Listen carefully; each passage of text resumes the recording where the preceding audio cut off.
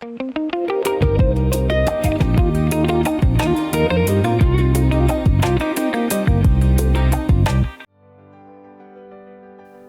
ወዳትን ባለቤቴን የተኛችበት አልጋ ላይ ሌላ ሴት መታ ትተኛ።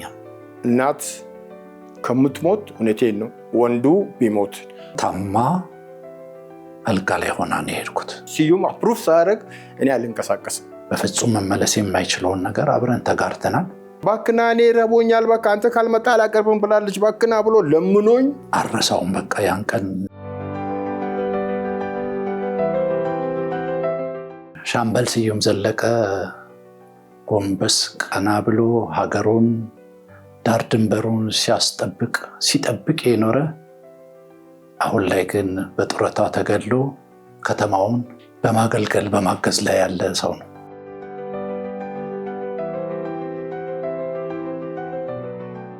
ስሜ ማሞ ቸርነት ይባላል። የምኖረው በኮልፌ ቀራኒዮ ወረዳ 04 በሊዲያ አካባቢ ነው የምኖረው። ማሙዬ ትዳሩን አክባሪ፣ ማሙዬ ቤቱን አክባሪ፣ ማሙዬ ማህበረሰቡን አካባቢውን አክባሪ፣ በቃ ማሙዬ ለሰው እንኖረው ማለት ይቻላል እኮ በቃ። አይ እኔ እንኳን ያው ብዙ የሚወራልኝ አይደለሁም። ያው እንደ ማንኛውም አባት ነኝ። እርግጥ ነው በብዙ ችግሮች አልፌ ነው እዚህ የደረስኩት። እርስ በርስ ያላችሁ ግንኙነት ምንድን ነው? የስጋ ዝምድና የለንም፣ ግን ብዙ ወንድሞች ብዙ እህቶች አሉኝ። እኔ ከነሱ በተለየ አይነት ሁኔታ ላይ ከማሞ ጋር ያለን ቁርኝነት እጅግ በጣም ከባድ ነገር ነው። የእናቴ ልጅ ነው ማለቱ ይቀለኛል። ማሞም በዚሁ ልክ እኔን እንደዚሁ ነው የሚገልጸኝ። ከአንድ ማዕፀን አልወጣንም እንጂ ከዛ በላይ ነው ለኔ ስዩሜ፣ ከወንድምም በላይ ነው። ትውውቃችሁ እንዴትና መቼ ጀመረ? ማሙዬ ዛሬ 30 ዓመት በፊት ጀመሮ ነው ትውውቃችን። መጀመሪያ ከማሙዬ ጋር አይደለም የተዋወቅነው። ማሙዬን ያላውቀውም እሱም አያውቀኝም። ባለቤቴ ነች መጀመሪያ ተዋወቃችሁ። እኔ አብዛኛው የሥራዬ ባህሪ መብራት ኃይል ነበር የምሰራ፣ ፊልድ ነው አብዛኛውን ፊልድ ነው መውጣው። ባለቤቴ ያው ቤቴን ቀጥለጥ አድርጋ ይዛ ልጆቼን ጥሩ ደረጃ ለማድረስ በጣም ትጥር ነበርና በአጋጣሚ የኔም የመጀመሪያ ልጄ ትምህርት ቤት ሲገባ እሱም የመጀመሪያ ልጁ ትምህርት ቤት ገብቶ ነበርና ባለቤቱ እንደው በጣም የሳሳች በጣም ለልጆቿ የምታስብ ነበረችና ልጆቿን ማመላለስ ተቸገረች። የዛን ጊዜ ብዙ ትራንስፖርት አልነበረም። ዝም ብላ ትምህርት ቤቱ ሄደች እና ትምህርት ቤቱ ስትሄድ እንደ አጋጣሚ የስዩ መኪና ልጁን አድርሶ ቆሟል። መኪና ውስጥ ጠባቂውን እንደውስጥ የምታውቀው ሰው አለ ወይም መኪና የሚተባበረኝ? እኔ የማውቀው ሰው የለም፣ ግን ያ ሰውዬ ልጆቹን አምጥቶ አድርሶ ይመልሳል፣ ለምን አትጠይቂውም ይላታል። ትሄድና ስዩምን ታነጋግራ ታቆም እኮ እባክህ ተቸግሬያለሁ፣ እኔ የማደርገው ግራ ገብቶኛልና ልጆችን ትምህርት ቤት የሚወስደው ህፃናት ናቸው፣ ምን ይሻላል? በቃ ስሜቱ ተነካ። በቃ እሷ ሁኔታዋን ሳይ የት ነው ቤትሽ? በስራተ ገብርኤል። በእኔ እዛ በስራተ ገብርኤል ነበር፣ ሳውዝ አፍሪካ ኤምባሲ ነበር ቤቴ። አሁን እዚህ ከመጣሁ 12 ዓመቴ ነው። እንግዲህ እሱ ትምህርት ቤቱ ደግሞ ልጆቹ እዚህ ቶታል ነው። አዘነና ትቸገር ነው ልጅ ብሎ እሺ በቃ እኔ ጠዋት ልጆቼን ሳመጣ መጥቼ ወስድና አደርስልሻለሁ፣ ማታ ደግሞ መልስልሻለሁ፣ ግድ የለም በዚህ ረዳሻለሁ ይላታል።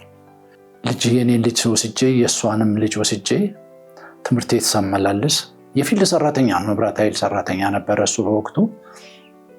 ፊልድ ሰራተኛ ነው።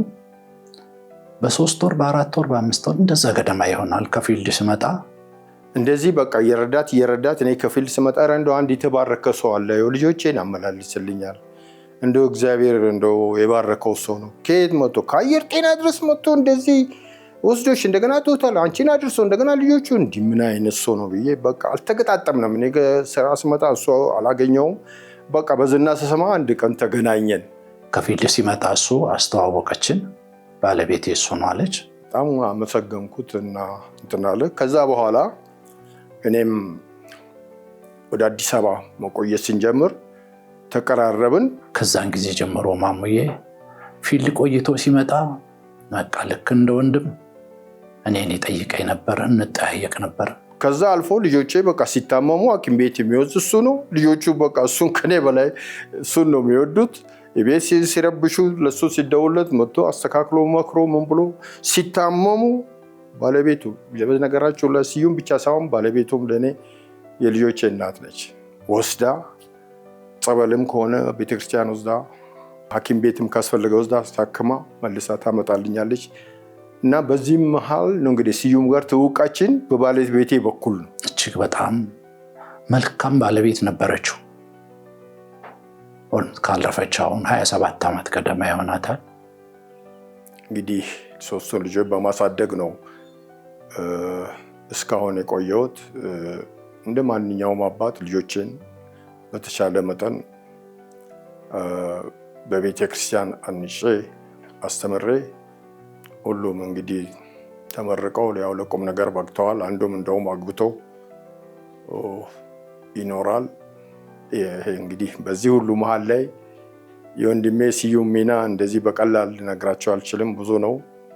ልጆችን መቶ አይቶ ሲታመሙ ሐኪም ቤት ወስዶ አሳክሞ አምጥቶ ደግሞ እንትን ሲሉ ፍራስትሬትድ ሲሆኑ ቤቱ ወስዶ 3 ቀን 4 ቀን አሳድሯቸው በተለያየ መንገድ የሚረዳ ለኔ ሁለተኛው አባት ማለት ነው እሱና በሱ ኃይልና በሱ ገዛ ነው እኔም ለዚህ ደረጃ ያደረስኩት። ሰው ከንቱ ነው አይደለም። ከገሌ ተወልጄ ገሌ ነኝ ይላል አይደለም። መልካም ነገሮችን ሰርቶ አብሮ መኖርን የሚያክል ደግሞ ጸጋና በረከት የለም። አሁን እቺ መኪና ታስታውሳታለህ? ታስታውሳታለህ? መንዳት አቅቶ እኮ ሰፈር ውስጥ ሰው መኪና ሞተሩ የሚነሳ ምን የመሰለ መኪና የሰፈሩን ሰው ጠቅላላ ስብስበ ማሞ መጣ ገፎልኝ መጣ። አሮጌ መኪና ሰተይ ነው እኮ መሳቂያ ያረከኝ። አትችልም ማሞ ስለማትችል እኮ ነው። ይሄ መኪና እኮ ስማ ዛፍ ላይ ይወጣ ነበር አለም ዳን የጋሽ አለማየሁ ወንድም ያንተ መካኒክ ነው። እኔ ዛፍ ላይ እንድትወጣ ነው ማረጋት ይላል። እንኳን ዛፍ ላይ እቺን ቤቱን እንትን ለመውጣት በግፊት ዛፍ ላይ ይወጣል የሚባለው መኪና እኮ አንተ ማሞ ግፉልኝ ተባለች እኮ መኪና። ባህሪን በተመለከተ ምን ትነግሩናላችሁ? ወል ስዩም እንዴት አድርጌ እንደምገልጽላችሁ አላውቅም። በእውነት ስዩም ከራሱ ይልቅ ለሰው የሚኖር ነው እና ሰው ለመርዳት ወደ ኋላ የማይል ነው። የኔ ከወንድም በላይ ነው። ወንድም አለኝ ለምሳሌ እናት አባት ወንድም አለ። ከሱ በላይ ነው ስዩም። እኔ በቃ ማሙዬ ደግ ሰው ነው። ማሙዬ ተጫዋች ነው። ማሙዬ በዚች ምድር ላይ ሰው አስከፍቶ ያውቃል የሚል ነገር ምንም ነገር የለም። ከተዋወቅንበት ጊዜ ጀምሮ ብዙ ጓደኞችም አሉት። ጓደኞቹ ስለሱ አውርተው አይጨርሱም። በቃ ያም ይመስለኛል እኔ እንደው ማሙዬ ጋር ገብቼ ከአንጀቱ ሳልወጣ እስከዛሬ ድረስ የቆየሁት። ተጫዋች ነው፣ ደራሽ ነው። በቃ እንዴት እንደምገልጸው ራሴ ገርመኛል። አሁን እኔ እንደዚህ ስንታይ እኔና እሱ ስንቀላለድ ቀልድ ይመስላል፣ ግን የስዩም ቁም ነገር በጣም ከፍተኛ ነው። በእውነት ነው የምለው። ለእኔ በደስታዬም በሐዘኔም ሁሉም ከጎኔ ቆመ። የእውነተኛ ወንድም ከወንድምም በላይ ስዩም ትልቅ ሰው ነው። እሱ እኔም ብቻ አይደለም፣ ብዙ ሰው ይረዳል። ብዙ ባለ ቦታ ሁሉ ያገኘውን ሰው ለመርዳት ወደኋላ የሚል ሰው አይደለም። በጣም ቅን ሰው ነው። በቃ ለሀገሩም ወታደርነት ሁሉ ያገለገለ እንደዚህ ቀላል ሰው አይደለም። በጣም ከፍተኛ ምስጋና የሚገባው ሰው ነው። እኔ በራሴ ላይ እንትን ያለውን ነው ማለት ለኔ ስዩሜ ከእናቴ ልጅ በላይ ስለሆነ የሚገርምሽ ነገር ነው። በቃ እኔ ቤተሰቦቼ ከዚህ ከአዲስ አበባ ራቅ ያሉ ቦታ የኔም የሱ ጅማ ነው የሚኖሩት፣ የኔ አሰላ ነው የሚኖሩት። አንድ የሆነ ነገር በሚደረግበት ሰዓት ላይ በቃ ተከትሎኝ ነው የሚሄደው። እኔም የሆነ ነገር በሚፈጠርበት ሰዓት ላይ ተከትየው ነው የሚሄደው ጅማ ድረስ፣ እሱም አሰላ ድረስ። በቃ ተጫዋች ነው። በቃ ሁልጊዜ ሲያጫውትሽ ነው። በቃ ራሱን ሳያስከፋ ሰውም ሳያስከፋ ማሙዬ የሚኖር ሰው ነው። እንደ ሰው ጉድለት አይጠፋም አይደል? ሊነገር የሚችል ደካማ ጎን እኔ እንዳየሁት እንደተረዳሁት ሌሎች ጓደኞቹም እንደሚነግሩን እኔም በ30 ዓመት ጊዜ ውስጥ የማውቀው ማሙዬ ጋር እዚህ ጎድለዋል የሚባል ነገር ለማንሳት ለመናገር የእውነት በጣም ነው። ፊት ለፊት ነው ከመናገር ወደ ኋላ አይልም። ያየውን ነገር ወደዚህ አይልም። በቃ እዛው ይናገርሻል። በቃ እንደዚህ ነሽ ብሎ ይላል። ይሄ ነው እንግዲህ ደካማ ጎን እንጂ ቶለራንስ የለውም። በቃ ጥፋትሽ ከሆነ ይሄ ጥፋት አለብሽ ይልሻል። እና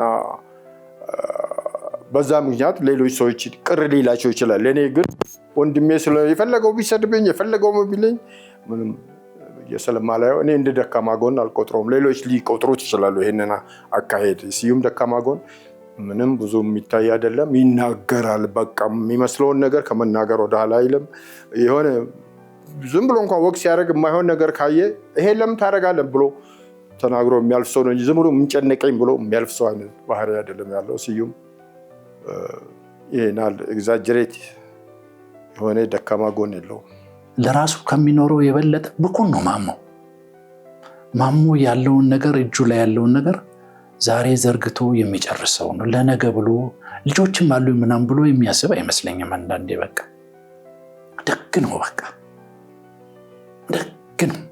ግባ ይባላል። ሰው እኮ ከውጭ ሲመጣ ግባ የሆነ ነገር አለ ምናምን ይባላል። ልጄ እባክህ ጎጂ ባህል ነው። አሁን ግባ ማለት ቀረ እኮ ልጄ።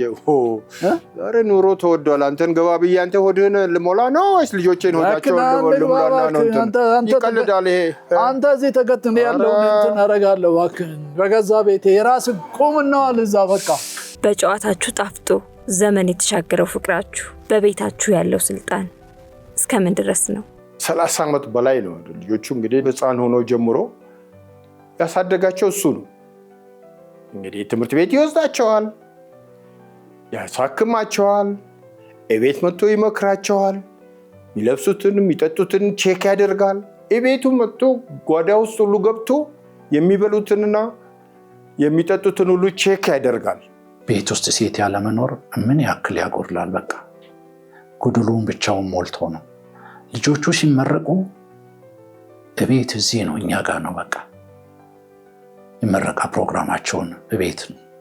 ባለቤቴ የልጆቹ የእሱ ልጆች እናት ነች። እኔም የልጆቹ አባት ነው አድርጌ ራሴን የምቆጥረውና እኔም በእንደዛው ደረጃ ላይ ማንኛውም ነገሮች በሚኖሩበት ሰዓት ላይ ሽምግልናም ሲኖር የሆነ ነገርም ሲኖር መራቄ እሱ ቤት መጥቶ በቃ እኔ የሌለውበት ነገር አያምርም፣ ማሙዬ የሌለበት ነገር ደግሞ ምንም አያምርም። በቃ ልጆች ስንድር የማሞ ልጆች የኔ ልጆች ናቸው፣ የኔ ልጆች ደግሞ የማሞ ልጆች ናቸው። ልጆቹ ከሚፈልገው በላይ ልጆቻችን ልክ የማሞ በአባታቸው የተለያየ አባት ይጠሩ እንጂ የማሞ ልጆችና የኔ ልጆች አንድ ናቸው። በጣም ይጠያየቃሉ፣ በጣም ይተጋገዛሉ። ሲገናኙ በቃ የኔና የማሙዬን ተከትሎ ልጆችም ያንን ይዘውን እያደጉ ያሉትና በጣም ደስ ይላል። እና ለኔ ሁለመናይም ነው። በቃ እንዳልኩሽ ነው። በቃ ምን የምተኛበትን መኝታ እንኳን መቶ ቼክ ያደርጋል። ለምን ይሄን አታስተካክልም? ለምን ይሄ አይሆንም? ኩሽና ገብቶ ሁሉንም የምበላውንም የምጠጣውንም ምግብ ቼክ አድርጎ ሰራተኛውን አነጋግሮ ሁሉን አድርጎ የማደርገውን ነገር ምንም የለም በእኔ ህይወት ውስጥ። በቃ በሰራተኛ ነበር ልጆቹ ያድጉ የነበሩትና ጠዋት ልጆቹን ስወስድ የመጀመሪያ ደረጃ ምሳቃቸውን ከፍቼ ነበር የማየው። ምሳቃቸውን ከፍቼ የተቋጠረውን ነገር ቼክ አደርጋለሁ። እና አንድ ወቅት ላይ ሴት የሌለበት ቤት እንዴት እንደሚያጎድል ሰራተኛዋ የቋጠረችላቸው ምግብ እሱ የለም ተብሎ ያሳዝንሻል። ምሳቸውን አየሁኝ። ምሳ ከሌላ ቦታ የሚያስፈልገውን ለምሳቸው አደረግኩ። ከባለቤቴ ጋር ተነጋገርን። እሱ ማታ ሲመጣ ሰራተኛዋ ተባራለች። ሰራተኛዋን አባረን ሌላ ሰራተኛ እቤቱ አድርገን ማታ ልጆች አድርሼ እንዳሁኑ ስልክ ምናምንም ሞባይልም አልነበረም። ማታ ሲመጣ ሌላ ሰራተኛ ነው እቤቱ ያገኘው።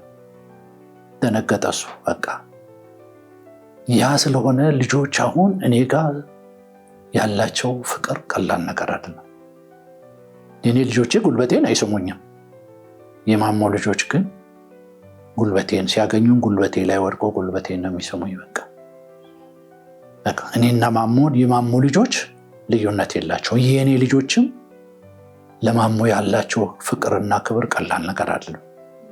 በእንደዚህ አይነት ሁኔታ በጣም ልጆቹ የሚያከብሩኝ በቃ ትልቅ ነገር ደስ ይላል። የጋራ ጊዜያችሁ ምን ይመስላል? ስዩም እና እኔ አብዛኛውን ጊዜ ወይ እሱ ቤት ነው የምናሳልፈው። የሚገርምሽ ነገር ነው እኔና ማሞ በቃ ሳንገናኝ ረጅም ጊዜ መቆየት ለኛ በሽታ ነው። በቃ ማሞ የሆነች ነገር እዚህ ቤት ተደርጎ ማሞ ካልቀመሰ ባለቤቴ የሆነ ነገር ነው የሚሰማት። ጥሩ ምግብ እዛ ቤት ከተዘጋጀ እኔ ካልሄድኩ አይቀርብም።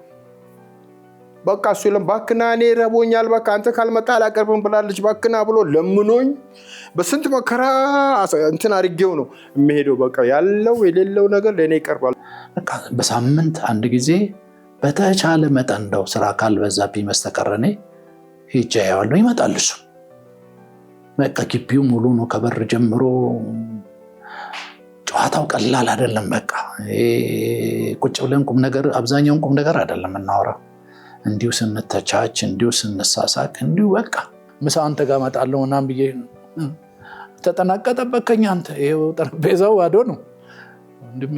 እኛ ቤት ታውቃለህ፣ እኛ ቤት ስትመጣ ምን እንደሚደረግል የሳምንት ወዝን ቸፍ አድርገህ እንዲህ እየጠረክ ነበር የምትመጣው። እኔ ሰው ቤት ምግብ በልቼ ማላቅም አይመቸኝም። የሰው ቤት ምግብ እኔ ቤቴ ነው የምበላ። እንኳን እንደው ለእናንተ ደስ እንዲላችሁ ብዬ እንደው እንዳይከፋችሁ ብዬ በተለይ ዋግዬ እንዳይከፋት ብዬ እንደው ቀምሳለሁ እንጂ እኔ ሰው ቤት ማሙዬ ሁልጊዜ ትላለህ እኔ ሰው ቤት አልበላም ምናምን፣ ግን መጀመሪያ ሲቀርብ ይኸው እንዴት እንደምትጠርጋት እኮ አውቃለሁ እኮ። በቃ ምን ነው ማሙዬ አልበላየል ብለህ እዛ አሁን ገብርኤል እያለን በስርዓተ ገብርኤል እያለን ቁርስህንም ምሳህንም እኔ እንደውም እንደ ተማሪዎች ዩኒፎርም ላሰፋለሁ ልጆቼ እንደ ልጄ ቆጥሬ አላልኩህም? እንደው ትረሳለህ? እዛ በቃ ቤት እኮ ቀለብትተህ ነበረ። እኔ ብቻ መቼም ከእግዚአብሔር አገኛለሁ መቼም።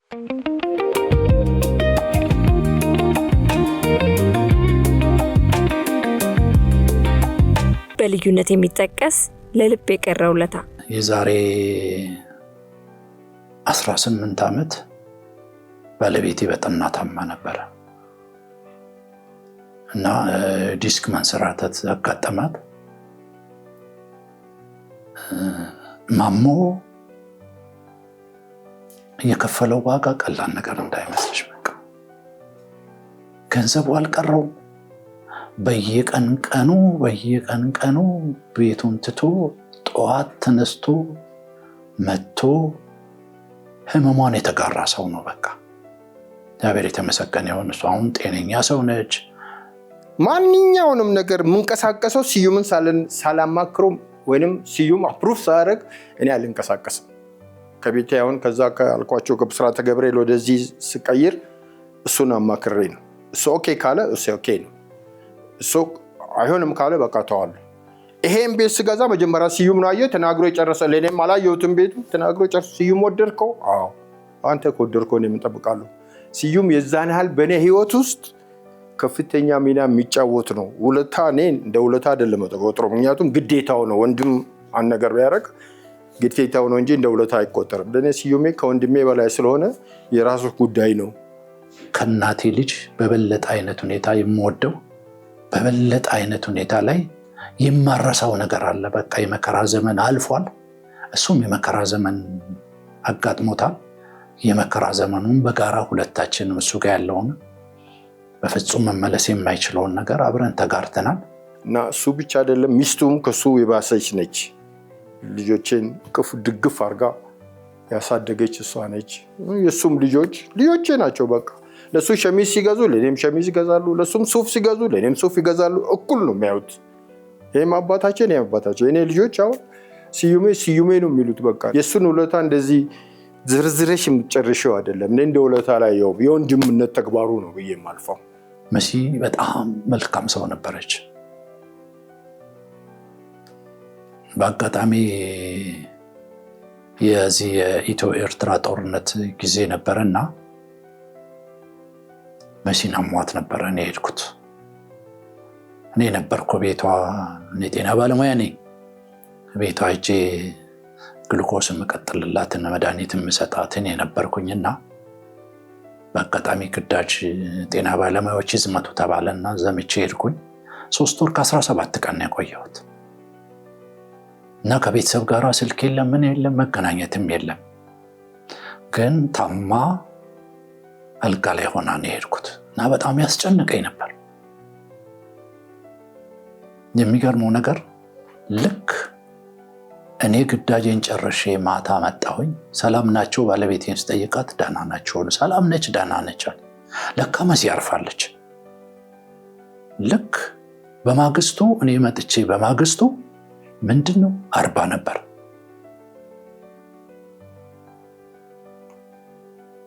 እዛ ቦታ ላይ ጠዋት ሰዋየሽ 40 ቀኑን አልቅሶ 40 ቀኑን ተጽናንቶ 40 ቀኑን ጥያቄ ነበረች መሲ። ከባለቤቴ ጋር በጣም ይግባቡ ነበር።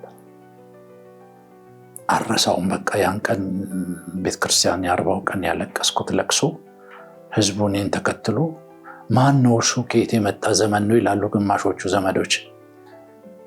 እና ውጣ ውረዱ በጣም ከባድ ነገር ነው። ማሞ ያንን ለመቋቋም ከባድ ነበር። ደግ ስለሆነ ብዙ ሰዎች ከሱ ጋር አብረው ቆመዋል። ከምንም በላይ ግን ሲጀምር ጀምሮ እስከ መጨረሻ ድረስ ከማሙዬ ሳልለይ ይሄው 27 ዓመት እሷ ካረፈች እንግዲህ 27 ዓመት ሞላው። 27 ዓመት በፍቅር አብረን አለን። በቃ ወደ ጨዋታዎች እንመለስ እስኪ። በመኖር መካከል ዘና ካደረጓችሁ ገጠመኞች ጥቂት እንስማ። አዎ ምንድነው፣ እኔ አንድ ጊዜ መኪና እንግዲህ በነገሮች ላይ ስዩሜ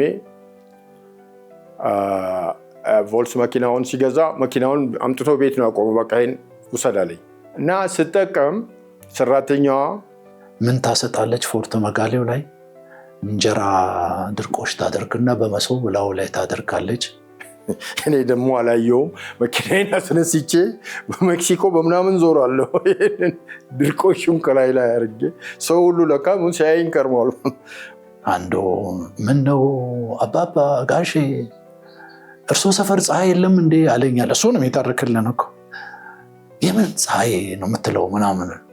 አይ እዚህ መኪናው ላይ ያለው ማሙዬ ወጥቶ ሲያይ ሳምንት 15 ቀን ድርቆሽ ይዞ ይዞራል ማሞ መኪና። ስዩሜ ይቺን አግኝቶ በቃ ያላዳረሰበት የለም። በየቢሮ ድርቆሽ ይዞ የሚዞር ነው ብሎ ብዙ ይህን ታሪክ ለጓደኞቹ ጋር ቀስ ብሎ ለእኔ ያወራ። እኔ ደግሞ ለጓደኞቹ ያወራውን ስንገናኝ ይሄንን ነው የምንስቀው።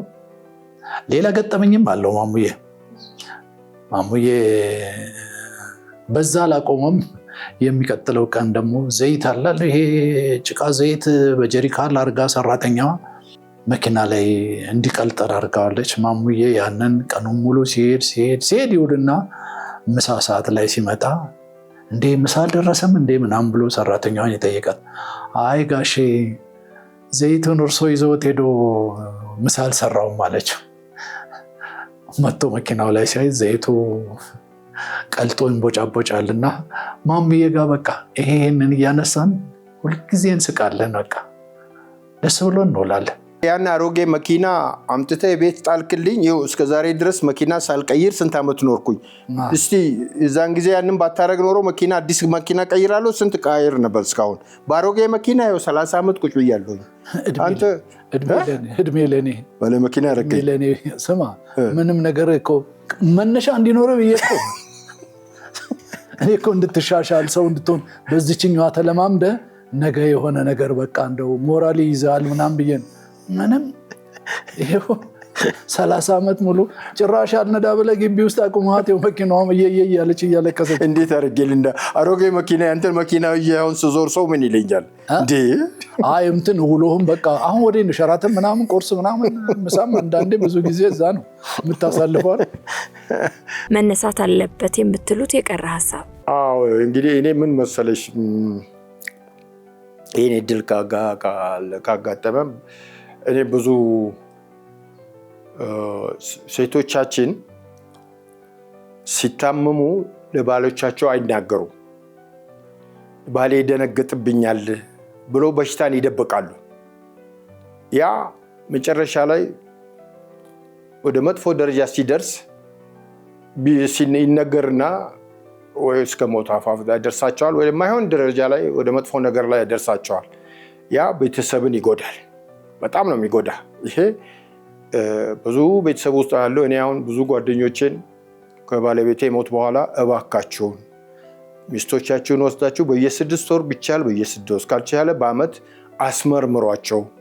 ለእናንተ ስለሚደብቁ ልትጎዱ ትችላላችሁ። ስለዚህ እንደኔ ችግር ውስጥ እንዳትገቡ እባካችሁን አስመርምሩ እና እነሱ ጤና ከሆኑ ቤተሰቡ ጤና ማለት ነው። ሴቶች ቤት ውስጥ ጤና ከሆኑ ያ ቤተሰብ ሙሉ ጤና መሆን ነው። ስለዚህ ያንን አሁንም የምመክረው ባልና ሚስቶች ሴቶችን ተንከባከቧቸው። ባለው ነገር ሁሉ በቤቱ ውስጥም ስራ አግዟቸው። ወንድ በቃ የውጭውን ስራ ብቻ አይደለም የቤቱንም ስራ ውስጥ ማገዝ ተገቢ ነው። እኔ አገዛት ነበር በህይወት እያለች ብዙ የቤት ስራ ሰራ ነበር እና እንደዚህ ያሉት ነገሮችን ማድረግ ይገባል ብዬ ነው እኔ የማምነው። ልጆች ማስተዳደግ ላይ ምንድነው አሁን እኔ የራሴን ልጆችን እንዳልኩሽ 6 የ4 ዓመትና የ2 ዓመት ልጆች ነው ባለቤቴ ጥላብኝ ያረፈችው። በጣም ትንንሾች ናቸውና 3 ልጆች ይዘሽ ለብቻ በተለይ ማሳደግ ምን ያህል ከባድ እንደሆነ ምናልባት የደረሰበት ሊያውቅ ይችላል። የውጭ ሰው ሊያውቅ ይችላል። ሜቢ በሁሉም በትዳር ዓለም ውስጥ በእውነት ነው የምልሽ እናቶች ለእኔ ከ190% የሚይዙት እናቶች ናቸው። እኔ ስለደረሰብኝ ነው የማውቀው። እኔ ልጆቼ እናታቸው ባለመኖሯ ምን ያህል እንደተጎዱ በጣም በጣም በጣም የምረዳው እኔ ብቻ ነኝ። ሌላው ሰው ሊያውቅ ይችላል። አሁን ባለትዳር ላይ ያሉት ባልና ሚስቶች ችግሩ ላይገባቸው ይችላል። አሁን ምክንያቱም ለሁለት ሆኖ ስለሚያሳድጉ ላይገባቸው ይችላል እና እናት ከምትሞት እውነቴን ነው ወንዱ ቢሞት እኔ በበኩሌም ማምንበት ነው። ሰው ይሞት ብዬ አይደለም። ለልጅ እናት ሁለመና ነች። ምንም የፈለገው ቢሆን ልጇን ታሳድጋለች። ግን እናት ከሞተች ለወንድ መከራ ነው። በጣም መከራ ስለሆነ እኔ የእናቶች ሚና በእኔ በኩል ከፍተኛ ነው። የሱ ህይወት 27 ዓመት ሙሉ የእውነት ያስጨንቀኝ ነበር። በቃ ያልሞከርኩት ሙከራም አልነበረም። አልተሳካልኝም። እንዴት ሆነህ ነው ልጆችን የምታሳድገው? እኔ የራሴ ወድጄ ያቺንም ወዳትን ባለቤቴን የተኛችበት አልጋ ላይ ሌላ ሴት መታ ትተኛ። በቃ ይህን ጥያቄ ማንም እንዳያነሳብኝ ብሎ በቃ ደምድሞ ከራሱ ጋር ብቻ ኖረማ። የፍቅር ቆይታችንን በምስጋና እናጠቃል። ከስዩምና ከባለቤቱ ሌላ ብዙዎች ማመሰግናቸዋለሁ። ጓደኞች አብረው 50 ዓመት የኖሩ እና በችግሬ ጊዜ ከኔ ጎን የሆኑ አብረውኝ በማህበር ቤት የሰሩት በመስሪያ ቤቴ ስታፎች የነበሩ ወንድሞች እህቶችና ዘመዶች በሞላ በእኔ ችግር ጊዜ አብረውኝ በጣም ብዙ ለፍተዋልና እነሱም በዚህ አጋጣሚ ማመስገን እወዳለሁ። የመጀመሪያ ደረጃ ባለቤቴን እጅግ አድርጌ አመሰግናለሁ።